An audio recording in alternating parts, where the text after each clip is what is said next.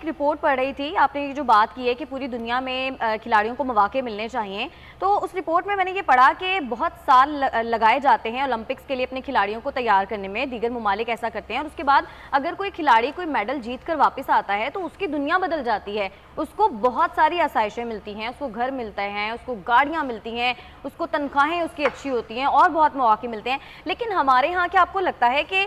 چاہے وہ ریسلر انعام بٹ ہو یا پھر اب یہ جو ارشد ندیم ہے، ان کو واپس آ کر اس طرح سے پذیرائی ملے گی، ان کو بھی اس طرح سے اپریسیشن حکومت کی طرف سے ملے گی کہ ان کی بھی زندگی چینج ہو؟ ظاہر ہے انہوں نے ریپریزنٹ کیا ہے ہمارے ملک کو۔ کتنا اس وقت پاکستان کی لفٹنگ ایسوسیشن جو ہے ڈپارٹمنٹ، ان کے پاس کتنے فنڈز ہیں، آپ اسی سے اندازہ لگا لیں گے کس طرح سے کس کو سپورٹ کریں گے۔ اگر حکومت کہے گی کہ ہمارے پاس تو فنڈز نہیں ہے ابھی جناب،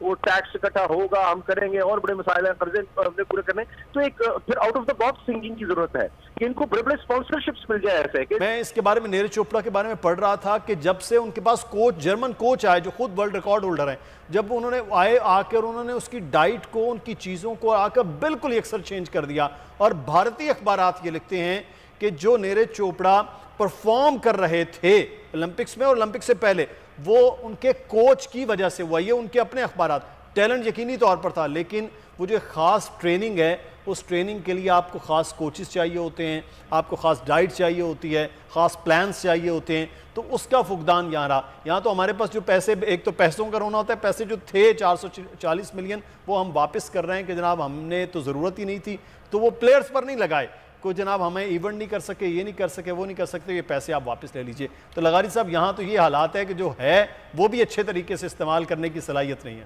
نہیں کرنا چاہیے، اگر آپ نے دنیا میں جانا ہے تو بہتر انداز میں جانا چاہیے۔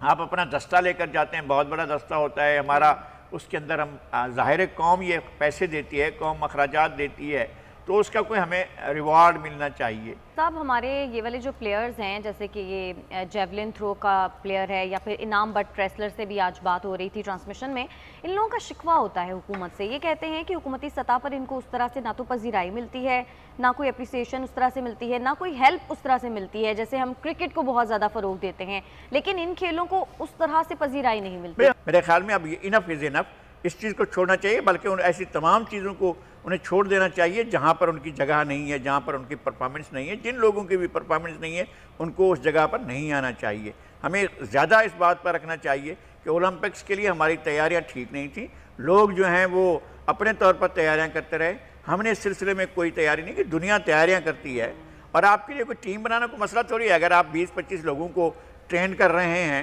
تو یہ دیکھیں ایک عالمی مقابلے ہوتے ہیں، عالمی مقابلے ایک عالمی کھیلوں کی عالمی جنگ ہوتی ہے۔ اگر آپ جنگ کی زبان سمجھتے ہیں تو پھر اس کو اسی طرح لیں نا، اس کی تیاریاں بھی اسی طرح کریں نا۔